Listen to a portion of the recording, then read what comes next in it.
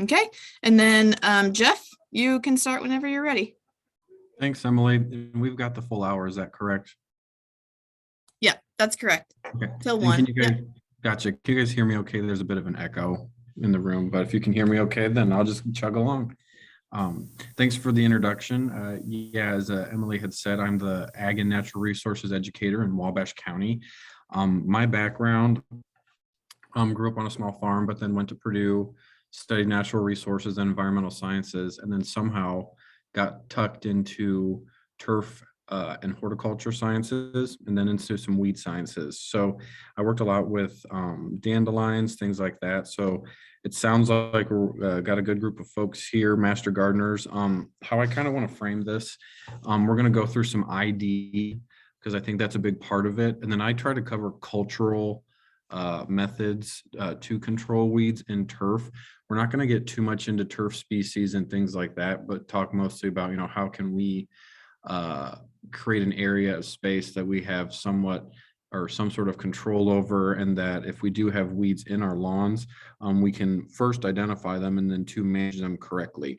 Because it's not just a silver bullet or a one-shot type deal. There's a lot of good programs out there that we can use to reduce the amount of herbicides that are put down and also just kind of increase the utility of that area. There we go. So we're going to start with identifying weeds. This is actually, you guys are kind of somewhat of guinea pigs. There is a do-it-yourself lawn care signature program that the extension educators in Indiana are launching. This is part of the weed ID and biology talk. So this is pretty new, pretty fresh stuff. Think of it, we did go over, when you all took the Master Gardener course, there is a lawn care section, and they shove just about everything into that section. You're talking about proper seeding, reseeding, establishment, species, weeds, weed ID, herbicide, labels, all those things. This talk is focused mainly on the ID because, again, we just want to know what we're dealing with, because a lot of people, when they try to communicate what's in their lawn, have a rough time with it. So the real question is, why do we want to identify them? So in lawns, we will have annual weeds, weeds that produce a lot of seeds, or plants that produce a lot of seeds and have a 1 year, 12-month life cycle. But because turf is not a landscape bed, because turf is not a agricultural field, we don't have the ability to go in and till that up every year. So a lot of perennial weeds will take hold or establish in our lawns. So that means we're not usually able to go in and pick all those weeds out. There is a story, one of the neighbors who I lived next to when I was in college, they did go out and pick every single dandelion with a dandelion picker because they had quit smoking and they needed to do something with their hands. So that was how she did that. And their lawn was immaculate, but it took her months and months and months. So that's another thing to think about. I'll talk a lot about cultural controls, but mechanical controls are also an option. If you've got a big family, or if the kids get in trouble and you need them to go out and pick some weeds out of the lawn, you can kind of help, they can help out that way. The other thing we're thinking of is if we need to do a pre or post application sort of strategy. So if we do decide to use a herbicide, do we want to put something down before those seeds germinate, or do we need to treat it after they've already arrived in our lawn? Life cycle, flowering, and seed production. I love knowing what life cycle my weeds are because timing is everything in terms of getting that nice lush green lawn. It says timing of herbicides is essential. That also includes fertilizers as well. And then variation in response to herbicides. So making sure you select the right product if you decide to spray those. One thing I've kind of noticed with any master gardener group is there's always folks who will utilize herbicides, but then there are also folks who choose not to. Both are absolutely fine, and you can get we can get similar results in both of those avenues. And then, as always, impress your friends and neighbors. I'm a big fan. I did not grow up with cable. I only had the Farmer 5 channels, so I was a big fan of going out and looking for 4-leaf clovers. But that's just one of those things where if you can identify the weed, impress your neighbors, and if you're helping anyone out with weed ID, it helps go a long way, just kind of figuring out how to take care of that plant. Just a little bit of biology. I'm not going to spend too much time on this because you guys are master gardeners, so you can get the basics. Weeds, we're going to separate them into dicotyledons or dicots, which are just in a short term plants that have flowers. And then we have monocotyledons, so those are grasses.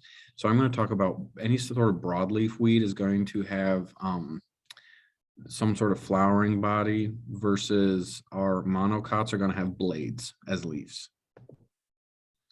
So when we're looking at the dicotyledons, just think of these cotyledon leaves, these starter leaves that push through. There's going to be 2 of those. And then the first true leaf is going to have the characteristics that we would typically see in an adult plant. So this is henbit on the left, which is a dicot, and then crabgrass, which is a monocot. So any sort of grass is a monocot. Here's just some pictures. The net veins that we see on the dicots, just making sure that we see that there aren't any parallels, but it is a net pattern. And then the parallel veins are in the monocots. This, I believe, is either Johnson grass or think of corn. Corn has those parallel veins running up and down the leaf. But we always have, like the English language, we have outliers. This is a broadleaf weed with parallel veins on the leaf there. This is buckhorn plantain. This is one of those hard to control weeds, but you can see that, yes, it does have a crown. You can see it does have these parallel veins back and forth or down from the base to the tip, but this is considered a broadleaf weed. Okay, 4 main types for weed classification. Broadleaves are our dicots, and then our monocots are grasses, sedges, and lilies. So the broadleaves, this is just a quick review. They have 2 cotyledon leaves. They will typically have showy flowers. That typically means some sort of color. Think of like purples, the yellows of the dandelion. Think of purples and whites like violets, wild violets that you would find under a wood line. And then you've got henbit and dandelion as examples, which are there to the side. And then grasses, monocots, the 1 leaf, hollow stem, not solid. And then the leaves are arranged in 2 vertical rows. And then the 2 examples there are crabgrass and nimblewill. And then sedges, this one is actually really nice because it kind of forces you to get a sample to see what you've got. They have triangular solid stems. Their leaves are arranged in 3 vertical rows. And those are examples of, those are yellow and purple nutsedge. I hope none of you have this in your lawn because it is not a fun weed to have. So, and then they have a few other ones, monocots that are not grasses. So think of wild garlic, which is here on the right of this bottom right picture. Wild onion, which is very similar. Just think of wild garlic. It has the hollow stem. Wild onion has the solid stem. Star of Bethlehem is another example of a monocot that is not a grass or sedge. Okay, so life cycles. These are good to know. These are good to review. This is one of my favorite slides we've got. Summer annuals are plants that are going to germinate when the soil temperatures reach about 55 degrees. They flower in the summer and they die with the first frost. The easiest one to see this in is, I think it's yellow foxtail is an annual, but it's one of those that if it's growing on the side of a field or in your lawn next to a field, it does really, really well during August and into September. But as we reach October, November, with that first hard frost, they just get smoked. So summer annuals will not last the frost or freeze, but then they also won't emerge until later in the spring. Winter annuals, those are going to germinate in the fall. They're going to grow until spring, and they're going to die after they seed in early spring to late summer. So I think if we start getting some warmer days, which hopefully that comes sooner than later, look on the sides of buildings. Look where there's sort of these warm pockets of area that the snow melts on. And if the conditions are right, you're going to start seeing a bunch of henbit and purple dead nettle because they've been sitting under the snow. They can handle the winters just fine. And once the temperatures get to a certain degree, they're going to take off, and they've already got quite a bit of a head start on the grasses that we want planted in the area. Biennials, these are fun. They last 2 years. There are very few biennial weeds in turf. And then perennials, I sort of mentioned this before. Perennial weeds are capable of living more than 2 years. They do break those down into cool season and warm season perennials. If you guys are mostly focused in Kosciusko County, you're mostly going to be seeing the cool season perennials, and we'll get into some of those. So, make sure you know what type of turf grass you have in each area. That would be another lesson. We're going to focus on identifying the problem weed and its types and noting what time of the year they occur in their life cycle. So we're going to start with broadleaf weeds. We start with these because they're a little easier to identify. Here we've got a good image of a winter annual. So we are sitting kind of in this middle section where plants are just hanging out for winter. They're not doing anything, but they're also not dying. They are happy and they're just waiting for that warm up in the spring to bolt and put out some seeds. So henbit, this is one I had kind of mentioned, it's one that we'll see once we get the snow removed from the ground. If there's any dormant grass. So as you can see in this image on the right, you see quite a bit of brown grass. That's all dormant, but the henbit is having a heyday, and it's got these really bright purple flowers and these long lanky stems. You can also kind of see how the leaves wrap around the stem themselves. A way to see if you do have henbit is to cut off at the stem, and it's actually going to have a square shaped stem. But yeah, we're going to be seeing this here, in the next few months, next few weeks, possibly. But again, kind of an eyesore when the turf isn't growing. One of the reasons that this henbit is allowed to get so big is that just think of this grassy area. Nobody's mowing that. So that means this henbit has free reign to grow, put up its flowers, and then produce seeds. Some people don't consider this a weed because it does provide early pollination for bees. So if someone tells me that they intentionally have the henbit there, I don't consider it a weed, because what do we call a weed? It's a plant out of place.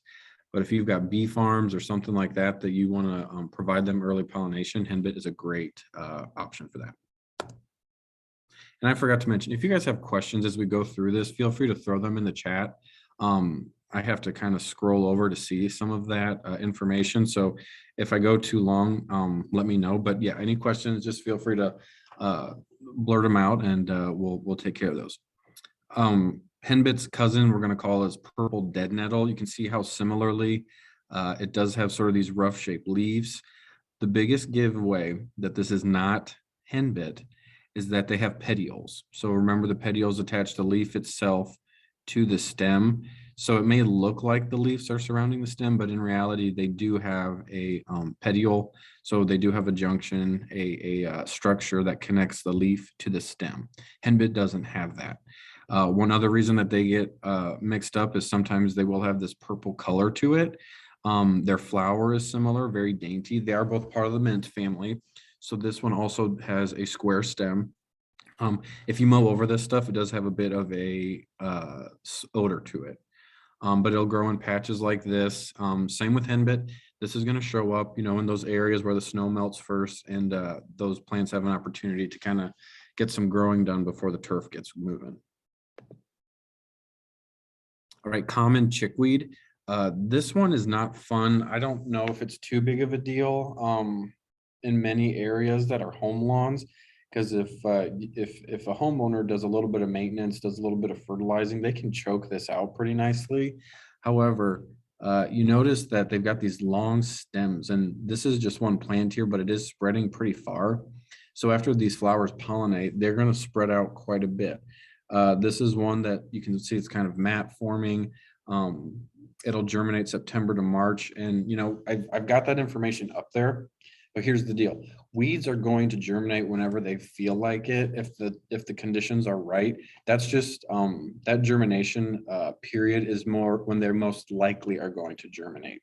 So just be aware of that. If you've ever had common chickweed in your flower beds, it is kind of a pain to pull, but when you do pull them, you can usually get a few good clumps at a time. But as you can see, for whatever reason, the growing conditions are really nice with this plant, and it is just spreading all over the place. One thing I like to include too with these sort of talks is what we call indicator weeds. So an indicator weed is basically a plant that is growing because the conditions are right for it. And depending on what plant in that area, or depending on what is in an area, we could maybe look and see, well, what's going on that is leading to that weed doing really well and your turf not doing so well. So common chickweed is a great identifier weed for areas that have too much shade and that have too much compacted soil. So if you're running a truck on a turf line on a grassway by the next to a woods, you can bet that common chickweed might come and infest that area. Black medic. This is we're still talking about annual broadleaf annuals. It does have a prostrate habit. I kind of like these guys. They've got this dainty yellow flower. You might actually see it bloom because they will bloom or flower, excuse me, March through June. So I do quite a bit of driving on Highway 24 between Wabash and Huntington, or I'm sorry, Black Medic is one of those that you can kind of tell when it starts blooming because they all sort of flush at once. It is called Black Medic because these flowers will eventually turn into a cluster of seeds. And then I believe it was the Native Americans or I forget which historical figures, but they used to grind the seeds up and use it as a balm. So that's always something to be, because that's why they called the Black Medic. It is a trifoliate, so it's got 3 leaves. But as you can see, hopefully you guys can see my mouse. You got the 2 bottom leaves, and then you can see this petiole here. That's how you can tell it's not 4-leaf clover. So the younger leaves, the newer leaves aren't quite as obvious with that petiole sticking out, but once they're more mature, they're going to have 2 leaves that are attached right to the stem. The third one's going to be jetted out just a little bit. If you have this, you'll have dry, low fertility soils. I mentioned a highway. Nobody's really fertilizing those, and not a whole lot of work is being done. There's no irrigation out there. So yeah, a dry, low fertility area on the side of a highway would be perfect for these guys. All right, summer annual, real simple. They germinate in the spring, they grow. By late summer, they've got seeds. They drop their seeds, and at the first frost, the adult plant dies. But every year, when these plants come through, they are replenishing the seed bank. That's why these are such a big issue. Let's see, excuse me. For broadleafs, prostrate knotweed. If you want to find this, look on the side of the sidewalk, anywhere that you guys walk. If there's any corners that kids like to cut, I'm at a school right now, and if I were to look at the sidewalks here, if it's sunny for the next few days, there might be some prostrate knotweed germinating. We used to get quite a bit of it at the Purdue greenhouses, at the greenhouse exhaust, where the warm air would be blowing out. And so these guys, they're one of the first to germinate in February. They're going to flower in August and September and then kick it off. You can kind of see in this bottom left picture, it's got one sort of taproot and then it just spreads wonderfully. So it's able to weave through your grasses. It does have sort of a thumb-shaped leaf. And then you notice here, it's got some of a red stem, but the flowers are sort of tucked in within the leaf there. You can see the image here on the bottom right. The whole purpose of that is that's 1/4 for size comparison. And there's probably, I don't know, 300, 400 plants in that little area. So very successful at seeding, very successful at spreading. It's one of those that, yeah, it's going to take over if it's a wet or compacted soil. Compacted meaning on the sides of sidewalks where, people are not staying on the sidewalk, they're veering off, they're cutting through, sort of that situation there. All right, common purslane. This is an interesting one. This is the one you're going to see, around the 4th of July if we have a dry spell out in the lawn. It's got a very red stem, a very nice yellow flower, and then these fleshy leaves. That's why it does so well in the summer. It is a weed if your lawn is going dormant. It's kind of unsightly. But they've taken this plant and they've made a couple of ornamentals out of it, which are really nice. They've taken they've made the flower bigger. They've made the leaves a little smaller, but they can be pretty nice. And for those who, I'm not going to say anyone should eat these, but some people do put these in salads. Germinating in early to midsummer, flowering July to September. You see these guys for maybe a month or two, and then they're gone, by September. Prostrate spurge. This might be one of my favorite weeds just because it starts, sort of as one little bud here, and then it just has the ability to spread. So if I see this in the landscape bed, I'm thinking, oh, goody, all I have to do is find that center piece and pull, and this whole thing will come out. As you can see, it'll grow in a driveway or any sort of, rock covered spots. That goes the same with mulch. And then here we've got in turf. So that turf doesn't look too bad, but this plant was able to get started. And you can see it's just sort of winding through a little unsightly there, a little harder to pull. Some people do get prostrate spurge mixed up with common purslane. One way to tell the difference is if you cut the stem of prostrate spurge, it is lactiferous, so it does have a milky sap. And then this will be indicating of dry or low fertility soils. All right, yellow wood sorrel.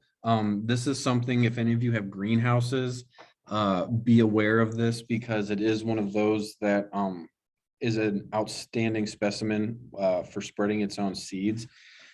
It does get confused for clover quite a bit, but as you can see, yellow wood sorrel or oxalis has a very heart-shaped leaf. Usually one side is bigger than the other. Clover doesn't have that little dimple there at the leaf. These guys are lime green, so they stick out like a sore thumb if you've got a Kentucky bluegrass. So just make sure if you've got these, you identify them. You can kind of see the yellow flower jetting out to the side there. When these guys get pollinated, they create little buds, and I don't think, nope. They create buds, and as those buds mature, what happens is they stiffen up, and then as you pass by them, think of a dog, think of your foot, think of the mower.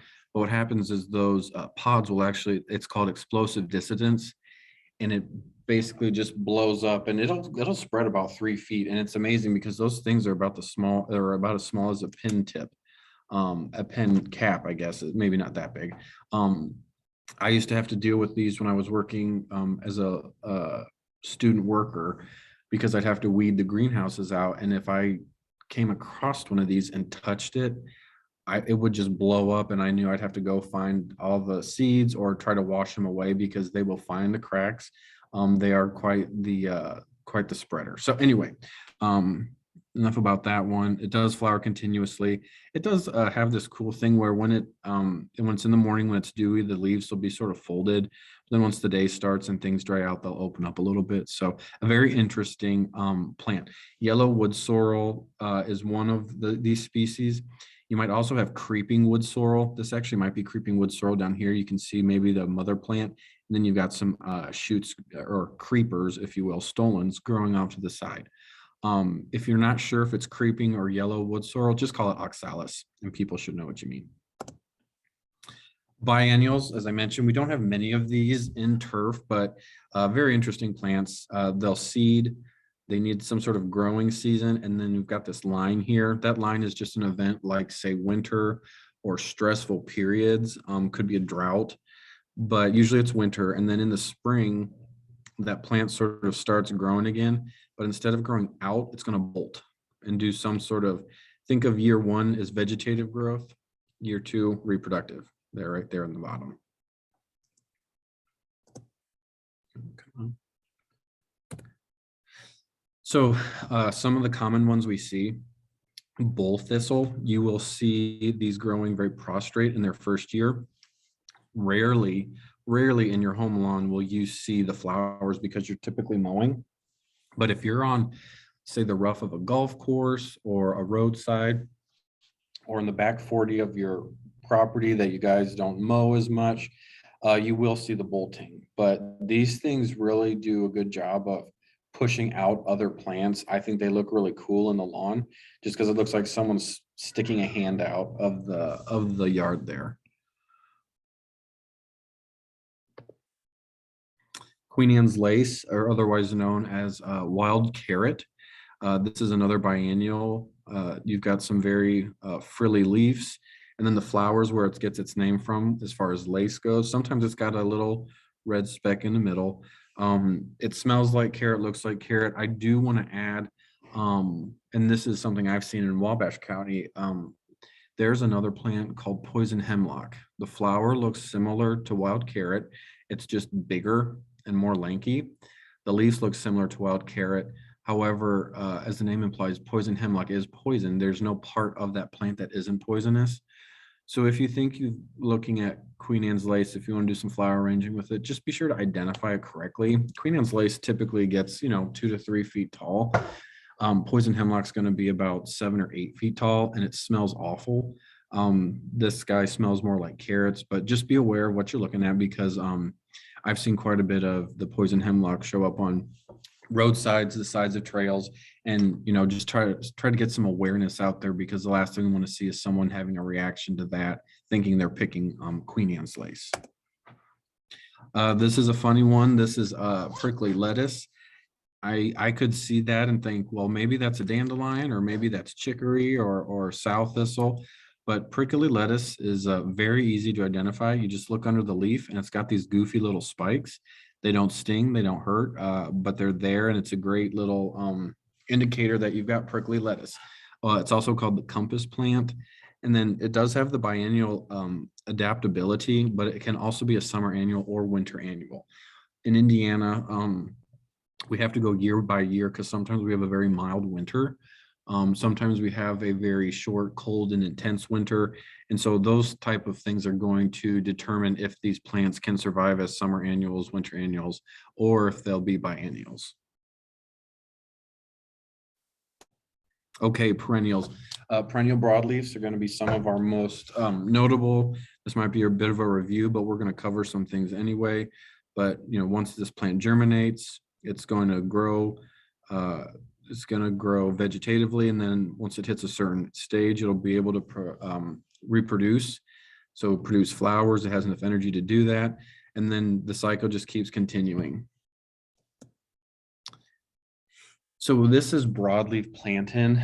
I've heard it also be called pioneer's foot, because when the pioneers came over from Europe, or when the pilgrim's foot, that's what it's called. When the pilgrims came over from Europe, the Native Americans, everywhere that the pilgrims stepped, this plant showed up. And so you can see it's got these nice spires of seeds here. It's got very thick leaves. If you guys have ever picked these, the stems are very tough. So mowing, you can see this plant has been mown over a few times, but boy, does this thing not care if it gets mown. So these sort of situations here, this picture on the right, happens when you might have mown a week ago, but then lack of rain, or for whatever reason you haven't mown, these seeds are going to be able to spike up or bolt. They're pollinating themselves. And then, whether you come through with the mower or whether by natural causes, these seeds are going to drop. Let me think, anything else I need to add? The leaves are waxy. I don't think I mentioned that. So these very much will stay green as our lawns go dormant in the summer months. They do really well in low fertility soils. So if you have a lot of broadleaf plantain, a great thing to do is talk about maybe implementing some sort of nutrient I can't get the word out, implementation, just putting some nitrogen down, try to beef up your grass and try to outcompete that weed.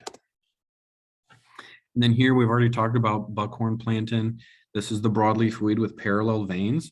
The biggest giveaway are the seed heads that stand up. Again, we've got our very droughty, very dormant grass here, but then this plant has got plenty of energy to be making its seeds. Just kind of a goofy looking plant, very unsightly. And those are tall spikes or spires, however you want to call them. And they are able to spread quite a bit. The poster child for perennial broadleaf weeds is the dandelion. So we all know the dandelion.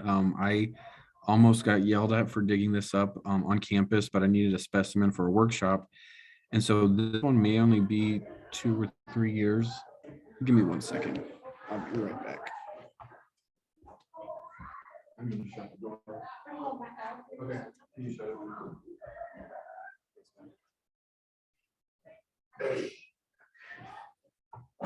So this plant here on the right, we see is maybe, a couple years old, but this thing was almost as thick as my pinky. But it did a really good job. And then you can see it's got some offshoots on there. And then you can also see the crowns here. So any sort of damage to these top leaves, no big deal. A lot of that energy is stored in that root. I've got a lot of respect for dandelion. I feel like the Latin is tooth of the lion, because pulling it out is like trying to pull a tooth out of a lion. So there's a lot of other good history about it, but it is one of those things where, as a educator, extension educator with a turf background, the more dandelions I see, the better job security I have. So I do like these guys.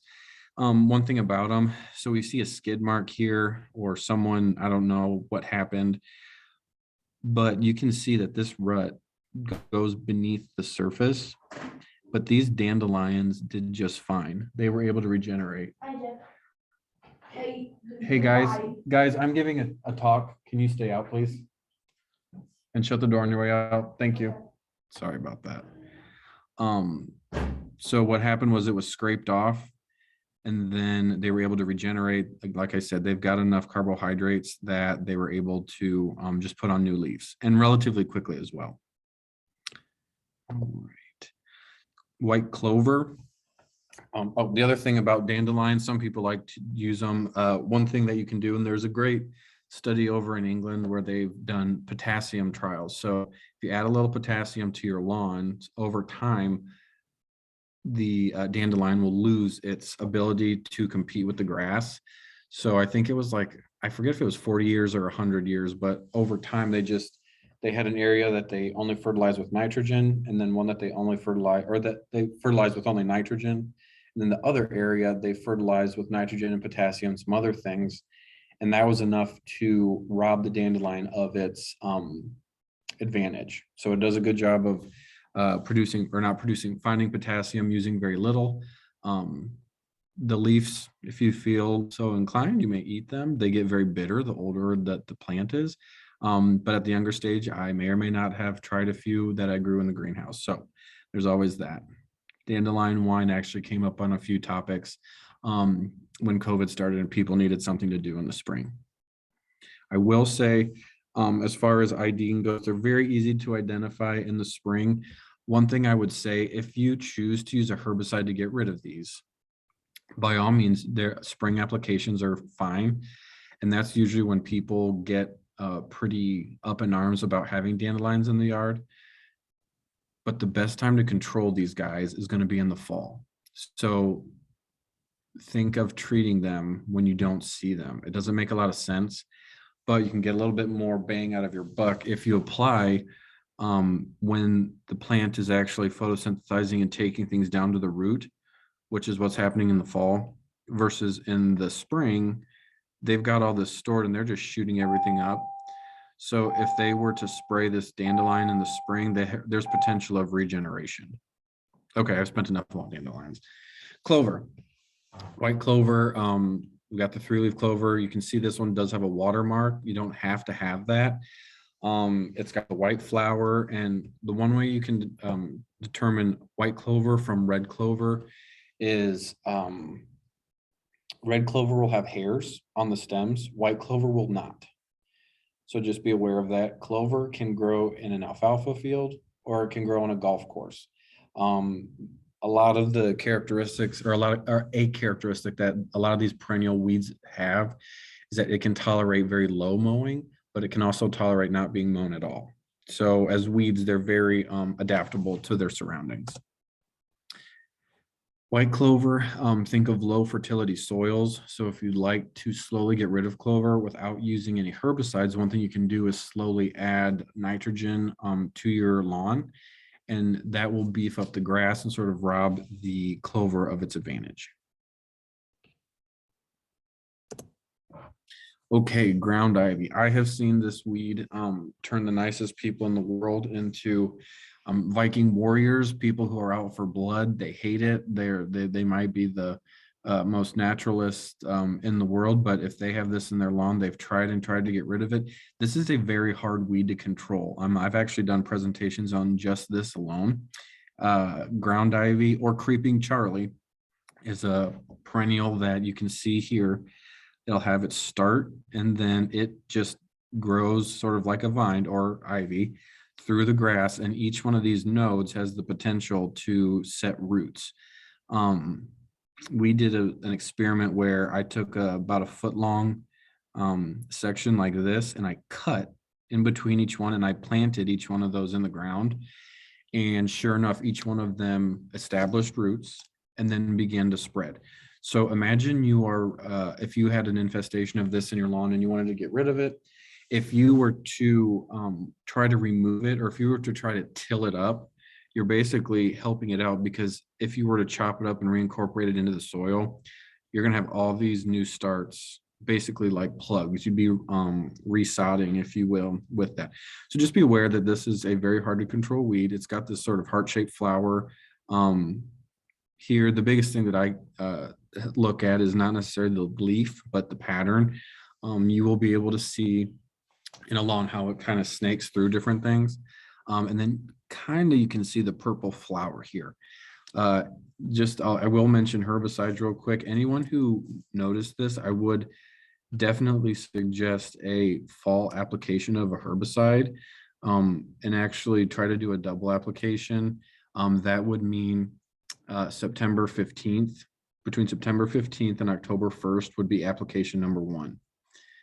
And then if you needed to again hit it at the end of October to mid-October.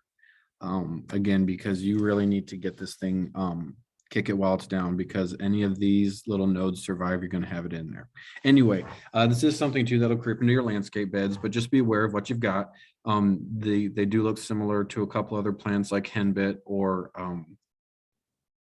wild violet.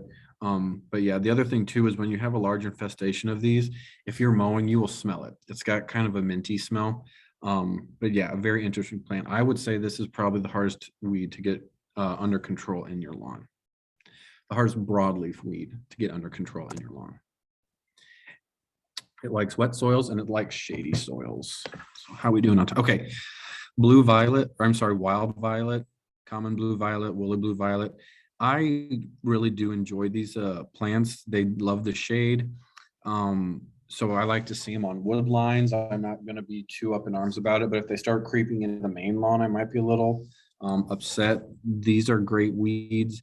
You can kind of see this tuber. That is all storage. That is all sugars. That is all regeneration power if this gets lopped off. The common blue violet's going to be purple. They have Confederate violet. That's this white and purple. And they'll go back and forth, just kind of depending on how they pollinate and different things. And then there is a wild violet species as well. It likes the wet soils and it likes the shade. So wood lines are a great place to find these guys. Canada thistle. We might think of Canada thistle as being a taller plant, but here we see it establishing in a lawn. There might have been a mother plant sort of in the middle, but you can see where the underground rhizomes are coming through. The seed head has this sort of bell-shaped thing that will open up. And then once the seeds are mature, it'll pop open, and then they have this pappus or the parachute. But for the most part, I think we all can somewhat distinguish Canada thistle from dandelion. They have similar leaves, but the Canada thistle does have thorns. I would not suggest pulling these without gloves. They can be pretty irritating to the skin, but that's something to think about too. And here's a picture of rhizomes. This is a stock photo that Purdue has, just showing how deep and how extensive the rhizomes can be. So you can mow this all you want, but with this network of rhizomes and roots, it's going to be very hard to get rid of Canada thistle. All right, grassy weeds. Looks like we're doing good in the chat box. Grassy weeds, just talking about some main topics with this. It is very hard to identify grassy weeds, excuse me, from your turf, because there are times when grassy weeds will look just fine in the lawn. But as different weather patterns come through, different drought, water, heat, things like that, the weeds sometimes are better at handling those and sometimes they're worse. So it's going to look different than your lawn from a big picture standpoint. This is just a ligule. It'll be helpful in some of our IDs. The ligule is just a fancy word that says it's the collar that joins the leaf blade to the stem, or the sheath joint, excuse me. They can be shiny, membranous, or hairy. So this one is membranous here. So winter annuals that we have as grasses, annual bluegrass. If you have this in your lawn, it's going to look mostly patchy like this. Not a big deal unless you're in a golf course. It's got this Christmas tree looking seed head. These seeds do not take long to mature. They can still be on the plant. And, if they get mown and moved around, that germinates very easily. If you look closely at the leaf blade, it does have the canoe-shaped tip. And you're going to see this showing up in August to May. Annual ryegrass.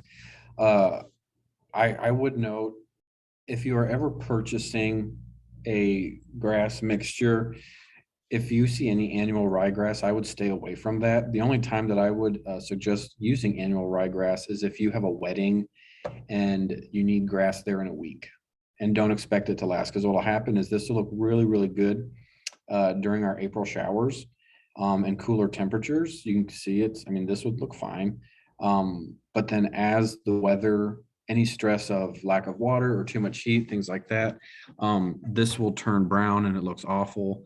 It does have what we call clasping auricles. So if there was a ligule, it'd be here, but it's got sort of this collared shirt on is what I'm going to call it. That's a good way to pick out annual ryegrass, and the seed heads are more spiked than the annual the annual blue.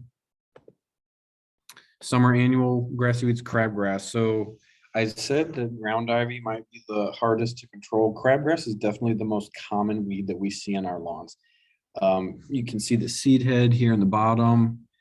Here's the plant, lime green color against your wanted turf species as a dead giveaway. It does have a white sort of stem or crown, and then these hairs that run up the stem and the leaves. I think these are easiest to pick out in the summer heat when the turf is starting to go dormant and you're not mowing as much, but the crabgrass is growing very well. You can tell these guys love the heat. And so as our wanted turf grasses like Kentucky bluegrass or fine fescues, as those start sort of going dormant in the summer heat, these guys just take off. So that's kind of a good visual cue. Low managed areas are very susceptible to crabgrass. Goosegrass is very similar to crabgrass. Just be aware that the biggest difference is lack of hairs on the stem, and also the stem is flat. So if you roll a crabgrass stem in your hand, it's going to roll pretty easily. These guys are pretty flat. And then it's called goosegrass because the seed head kind of looks like a goose's foot, excuse me. See how we're doing on time here. It will flower July to September. How we usually say is crabgrass will germinate first, and then goosegrass will germinate about 2 weeks later. All right, perennial grassy weeds. There might be a few in here that you guys have had to deal with.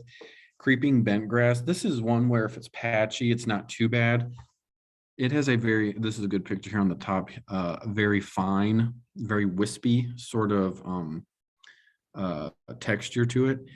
It's not going to be too big of a deal on your lawn. However, it has the bad habit of growing and then sort of flumping over itself. And so you can kind of see these dead spots where it's overgrown. It's not going to be firm under your foot. It's going to be very soft, and not in a good way, meaning it'll kind of sort of eat itself from the inside out. I use that as in terms of it won't have very good soil to root connection. But again, more of a golf course issue than anything else. If you let it go a little higher, if it's mown correctly, it actually does really well. But yeah, this is something you don't really want in your lawns, and it's going to make patches. You can kind of see these sort of distinct borders, and that's just going to keep moving out if you let it. It likes wet soils, acidic soils, and low mowing heights. All right, tall fescue. We have to be careful with our wording here. Tall fescue can sometimes be a wanted turf, but usually we are looking for turf type tall fescue or fine leaf tall fescue. Fine leaf fescue might be it. Pardon the interruption, teachers. Sorry, Could I guys. please have the purple group to the commons area for sixth grade swimming, please? Purple group to sixth grade. Sorry, guys. Sixth grade purple group to commons. Thank you.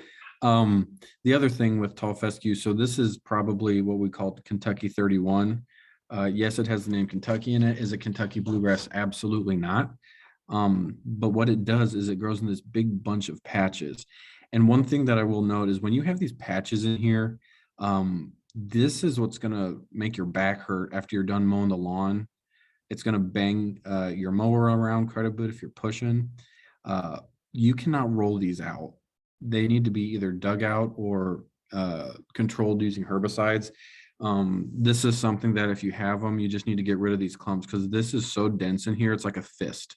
It's almost like a rock. And so if you're getting a bumpy lawn and you think rolling it will help, make sure you don't have these bunch type grasses in there because they can be a real, like I said, backbreaker. And then we've got quack grass. This is one where if you look in this bottom right picture, it doesn't look too bad. But what happens is it has quite a bit of a growth rate. So it's going to outcompete. It's going to be pretty unsightly in terms of keeping pace with your other grasses. This also has clasping auricles. So it looks like it has a bit of a collared shirt on, or think of someone giving it a hug in its arms. I don't know if you guys can see my picture, but if it's got a bit of a, looks like arms giving a hug. But this one does spread pretty rapidly. If you're a golf course, I would be very adamant about keeping an eye on any of this or making sure you don't have it. In a home lawn, it might be more of a just dig out an area and see what's going on. This is one that if you have it, it's going to be a real pain to get rid of. Orchard grass, you can see the membranous ligule here. I do like that it has this light blue color, but it belongs in an orchard, meaning it's going to grow very quickly. You can see all this turf was mown at the same time, but the grass here is growing much quicker. I like the comment about quack grass. Yeah, it's not fun. So orchard grass, again, belongs in the orchard, not in the lawn. Let's see here. Okay, nimble-will. This one, this time of year is the best time to try to identify it. You can see that the leaves have sort of this long elongated teardrop shape. It's got some distinct veins here. It is sort of a lime green to blue-green color. The best way that I think you can look for nimble-will is in the fall. It turns into what looks like patches of straw. This lawn looks absolutely outstanding in the spring. The nimble-will looks great, but then by the time we get a frost, it does look like it's turned into straw. If you can live with that, if you're in a shady area and you can live with those straw patches, I wouldn't do anything about it. If you want it to be green,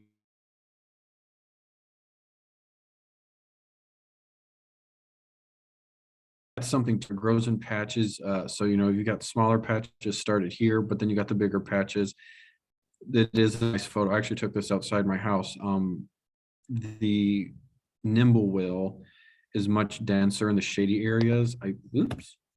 This does well in shade soils. So that's nimble-will. I don't have a picture of it. I apologize. The seed head is spike. So it looks very much like a spire. And it is one of those that you can kind of see. Again, I like to look at the leaf for identification of this. If it's not this, this was taken in the fall. If I like to look at the leaf, just because again, it's got those like 3 or 4 really distinct parallel veins running up and down it. And you can see the leaf kind of goes out at a 45-degree angle as well. Okay, other weeds. We've discussed wild onion with the solid stem. I just think of the O and it's solid filled in for onion, wild onion. Wild garlic has the solid, or I'm sorry, the hollow stem. I don't worry about these guys unless they're in a flower bed. If they're in a lawn, yes, they will jump up quicker than some of the other grasses, but give it a week or two or wait till your first mowing and they're gone. If you do hand pick them, your hands are going to stink for a while, but that's not too big of a problem. Excuse me. Okay, yellow nut sedge. Now we're in this is it's not a grassy type weed, but it looks like a grass, but it is a sedge. Here's a picture of the seed heads, which we really don't see that often. What we do see is that around July 15th, July 30th time, these guys will start growing much quicker than the other grasses. And as the name implies, yellow, so it is a yellowish green. The growth rate just makes them stand out like a sore thumb. And what happens is later in the year, they're really pushing to get more green tissue exposed so they can photosynthesize so that they can make these offshoots.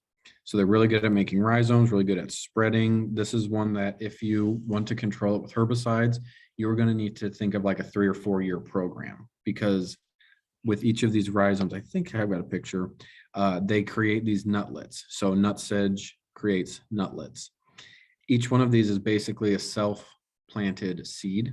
So this can potentially be a plant. The darker it is usually means the more mature it is, the more hardened off it is. We took white, we did some digging literally in the ground, and we found very fresh, very new tubers. And then we found very old tubers and everything in between. So anywhere from white to tan to brown to dark brown. And it doesn't matter what life cycle it's in or what stage of maturity that nutlet is, it has the potential to grow. And then the other thing with sedge, don't forget that if you think it's a sedge, cut off the stem, look down the stem. And if it's triangle, then it's a sedge. This is a lot of information on one slide. And how am I doing on time here? And we'll probably wrap up here in the next few minutes or so. But different things about compacted soil, low fertility soils, moist or poorly drained soils, mowing too low, and shade. We talked about most of these. Just be aware that, annual bluegrass, common Bermuda, goosegrass, prostrate, knotweed, prostrate spurge, you probably have compact soils. I don't know how many of you are on your computer or not, but I can leave this up for a few more seconds. If you're on a phone, if you want to screenshot this is a lot of good information just about what you could do to reduce some of these weeds. For example, if you have annual bluegrass, crabgrass, and white clover, you can see that 1, 2, 3, 4th line down, you're mowing too low. So if you don't want to use a herbicide, and you've got these grasses, what you might consider is raising the mowing height. And it's not going to happen overnight, but maybe after a year or two, that annual bluegrass, crabgrass, and white clover will be slowly eradicated. You might need to help it out with some nitrogen, but that's another option that you might have. One quick, I know ground ivy does like shade, but I would probably not cut down a tree thinking that more light would get rid of that ground ivy, because it would probably just do better. So just be aware of things like that. I can send a PDF PowerPoint to Emily. Emily, I'm going to write that in my notes, but if you don't get that from me by the end of the month, I will make sure to get that to you. Okay, thank you. what I'll do is shorten it a bit because this has a ton of pictures in it. And so the file gets pretty gnarly. But I will send you a version of it that should be able to go over email pretty nicely. And I do think a lot of this information might be in your Master Gardener manual. I forget how much was pulled from that and how much we developed otherwise. Okay, I always try to do this, the different resources that I use. These are things that I have in my office. Weeds of the Northeast, wonderful book. It is good pictures, good descriptions of seedlings, adults, flowers, things like that. Weeds of the Midwestern Central United States, lots of good pictures, good descriptors. Let me think, what else does this one have? It's just a real pretty looking book. It's got good information, good, heck, put it on your coffee table, something like that. And then the turfgrass weed control for professionals. This does have a lot of information about chemical usage, but what they've included in the versions from 2019 to now, They do have a section with pictures of weeds, and it just has hard to control weeds, grassy weeds. It's separated very nicely. And then the other thing I want to get back, the weeds of the Northeast. One of the best things it's got is synonyms. So I call it mare's tail. Some people call it horseweed. Well, it's got the Latin name in there. So plus all the synonyms that people have, because I know regionally, sometimes these names get sort of mixed up. The other place you can go, just Google Purdue Turf Program. And what I do is they've got resources, and you go to turf grass weeds, and they have got a list of all the weeds I talked about today, plus quite a few more. And so you click on any of these. So like, let's click on if you click on the black medic, it'll have the biology of it. So sort of the thing that I talked about today, how it's a summer annual, it's a broadleaf weed throughout the United States. It'll have identification stuff, very clear, concise information. I actually pull most of my information from these. I helped out with writing some of them back in the day. But then as you scroll down, it'll have plenty of pictures. And then this is probably the $1 million thing. I'm letting you guys in on the secret. But this has cultural control of black medic, biological control of black medic, and chemical control of black medic. So the reason I trust this is that the turf program at Purdue, they have tested all of this. And if they haven't tested, they know someone who has. And so this isn't just willy-nilly off the cuff stuff. It's things that, hey, we know this works. We also understand that they're weeds, so they're not going to act perfectly, but here are the best tools that we know of in order to do that. So if you need to take some guesswork out of something, go give the website a look, and different things like that. Be aware though that biological controls are kind of far and few between. I think the best thing is the cultural control. If you want a weed-free lawn, what you need to do is have the healthiest turf in the neighborhood, because a healthy turf really eliminates any of those weeds' ability to infiltrate, set seeds, get the seed bank established. So just be aware of that. So yeah, there's the three things: cultural, biological, and chemical control. So this is just a real quick bit. Cultural control methods may vary depending on the environment where the weed is found. This actually gets into a little bit of a different topic, and we definitely don't have time for that. What I am going to do is Area 8, which is the area that I'm part of with Extension Educators. What you guys heard was a shortened version of the session 3, weed identification and management. Sorry if I'm pitching this, Emily, during your munch and learn.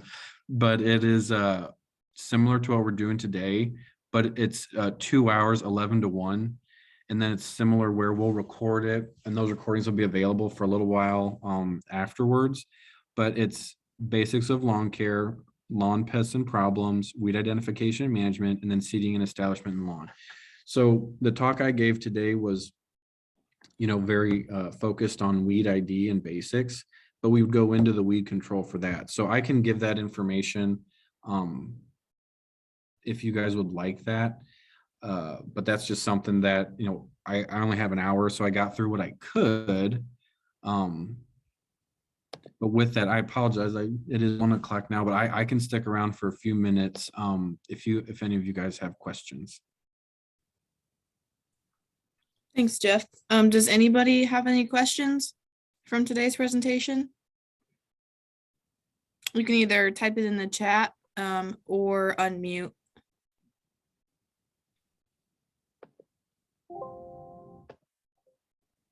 Can that information for that program coming up in March be sent to us? Yeah, we can send it out.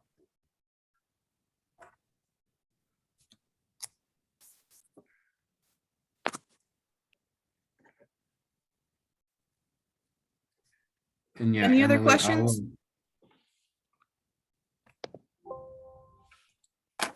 If not, thank guys you for your time. Yeah, thanks, Geoff. Thanks for coming and presenting this month. I'm going to stop